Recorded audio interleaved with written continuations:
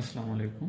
আজকে আমরা বাংলাদেশের প্রাচীন জনপদ সম্পর্কে জানব। এর জন্য আমাদেরকে প্রথমে একটি বাংলাদেশের মানচিত্র অঙ্কন করে নিতে হবে। আমরা বাংলাদেশের মানচিত্র অঙ্কন করে নিই দ্রুত।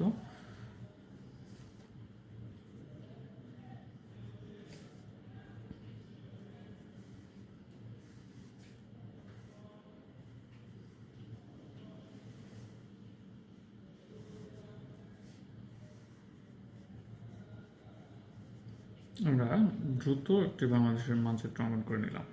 তো এখন আমরা দেখব বাংলাদেশের প্রাচীন জনপদগুলো কী নামে পরিচিত ছিল। আমরা পরীক্ষায় সাধারণত যে জনপদগুলোর নাম জানি, প্রথমত জানি যে বরেন্দ্র, যেগুলো আসে সাধারণত বরেন্দ্র, পুন্ড্র, বরেন্দ্র পুন্ড্র, তারপর হচ্ছে হরিকেল, বঙ্গ, সমতট, তারপর হচ্ছে চন্দ্রদ্বীপ। এই প্রাচীন জনপদগুলি আমরা নাম সাধারণত শুনে থাকি। তো আমরা দেখব বাংলাদেশের এই কোন অঞ্চলগুলো কি নামে পরিচিত, প্রাচীন জনপদগুলো কোন অঞ্চলগুলো কি নামে পরিচিত সেটা আমরা এখন দেখব। আমরা জানি রংপুরগুলো আমরা বিভাগগুলো যদি চিহ্নিত করে নিই, সেটা হচ্ছে এটা হচ্ছে রংপুর, এটা হচ্ছে রাজশাহী, এখানে হচ্ছে বগুড়া, এখানে হচ্ছে ময়মনসিংহ, এটা সিলেট, তারপর হচ্ছে চট্টগ্রাম, এখানে বরিশাল, এখানে হচ্ছে খুলনা, এখানে হচ্ছে ঢাকা। তো আমরা এইভাবে বিখ্যাত অঞ্চলগুলো, এটা কুমিল্লা, এগুলো বিভাগীয় শহর, এবং হচ্ছে আমরা দেখে নিলাম হচ্ছে গুরুত্বপূর্ণ কিছু শহরের লোকেশন কোথায়। তো আমরা জানি যে মানচিত্রের উপরে সবসময় হচ্ছে উত্তর, আর নিচে হচ্ছে দক্ষিণ। তো প্রাচীন জনপদগুলো আমরা জানি যে বিখ্যাত প্রাচীন জনপদ প্রথমে যেটা জানি সেটা হচ্ছে পুন্ড্র। পুন্ড্র হচ্ছে সমস্ত উত্তরবঙ্গ। উত্তরবঙ্গ বলতে আপনার রংপুর বিভাগ, রংপুর এবং রাজশাহী, টোটাল এই অংশটা হচ্ছে কি পুন্ড্র। এই পুন্ড্রের রাজধানী ছিল বগুড়াতে পুন্ড্রনগর। পুন্ড্রনগর কোথায়? বগুড়াতে ছিল পুন্ড্রনগর, বগুড়াতে। আর এই সমস্ত অঞ্চলটাই, তাহলে কি বললাম আমরা? পুন্ড্র। পুন্ড্র এই সমস্ত অঞ্চলটাই আবার বরেন্দ্র নামে আমরা জানি। বরেন্দ্র অঞ্চল, এই বরেন্দ্র অঞ্চলটাকে সমস্ত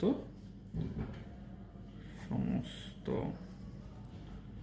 রংপুর রাজশাহী বিভাগের পুরো অঞ্চলটাই। এখানে আছে ঠাকুরগাঁও, পঞ্চগড়, দিনাজপুর, রাজশাহী, চাঁপাইনবাবগঞ্জ, পুরোটাই হচ্ছে কি? পুরোটাই হচ্ছে বরেন্দ্র অঞ্চল অন্তর্ভুক্ত। আরেকটি খুব বিখ্যাত একটা অঞ্চল হচ্ছে, সেটা হচ্ছে কি হরিকেল। এই সিলেট এবং চট্টগ্রাম বিভাগের সমস্ত জেলাগুলো নিয়ে কি হচ্ছে? হরিকেল। এটা কি? এটাকে বলে হরিকেল, হরিকেল অঞ্চল।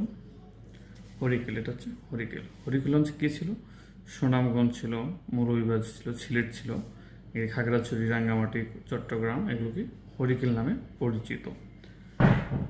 আর বিখ্যাত আরেকটি অঞ্চল হচ্ছে বা জনপদ হচ্ছে প্রাচীন, সেটা হচ্ছে চন্দ্রদ্বীপ। চন্দ্রদ্বীপটা হচ্ছে আপনার এই বরিশাল বিভাগের যে জেলাগুলো রয়েছে। বরিশাল বিভাগে কী কী জেলা রয়েছে? আমরা জানি যে বরিশাল রয়েছে, ভোলা রয়েছে, ঝালকাঠি রয়েছে, পটুয়াখালী। এটা হচ্ছে কি চন্দ্রদ্বীপ। চন্দ্রদ্বীপ। তারপর কি আরেকটি খুব জনপদ বিখ্যাত, সেটা হচ্ছে কি বঙ্গ। বঙ্গ অঞ্চলটা হচ্ছে এই ময়মনসিংহ, ঢাকা এবং খুলনা বিভাগটা হচ্ছে কি টোটালটা বঙ্গ। আরেকটি বিখ্যাত একটা অঞ্চল রয়েছে, সেটা হচ্ছে আমরা জানি সমতট নামে পরিচিত। সমতটটা হচ্ছে কুমিল্লা, নোয়াখালী, ব্রাহ্মণবাড়িয়া, এই যে অঞ্চলটা, সেটা কি সমতট নামে পরিচিত ছিল। তো এটা মনে রাখতে হবে, প্রাচীন জনপদগুলোর লোকেশন একদম একজাক্ট এখনকার যুগের মতো একদম সঠিক পরিমাপ করা ছিল না। বিভিন্ন রাজার বা জমিদার আমলে এগুলো পরিবর্তন হতো। এই ছিল আমাদের বিখ্যাত সমতল, না এটা হবে সমতট, পুন্ড। আমরা তাহলে দেখলাম বরেন্দ্র হচ্ছে উত্তরবঙ্গ, পুন্ড হচ্ছে একই, বরেন্দ্র এবং পুন্ড সেম। হরিকেল হচ্ছে সিলেট এবং চট্টগ্রাম অঞ্চল মিলে হরিকেল, এবং হচ্ছে বঙ্গ হচ্ছে ময়মনসিংহ, ঢাকা এবং খুলনা বিভাগের এই অঞ্চলটা টোটাল বিশাল একটা অঞ্চল। তার কেন্দ্র ছিল ঢাকায়। তারপর যে সমতট হচ্ছে কুমিল্লা অঞ্চলে, এবং কি চন্দ্রদ্বীপ হচ্ছে বরিশাল। এইভাবে আমরা মানচিত্র এঁকে খুব সহজে কি আমরা এগুলো মনে রাখতে পারি।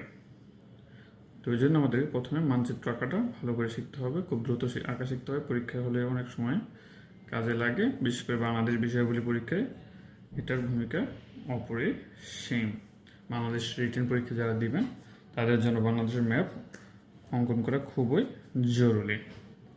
এই হচ্ছে বাংলাদেশের প্রাচীন জনপদগুলো, আপনারা খুব সহজে এভাবে মনে রাখতে পারেন বাংলার প্রাচীন জনপদগুলো। ধন্যবাদ।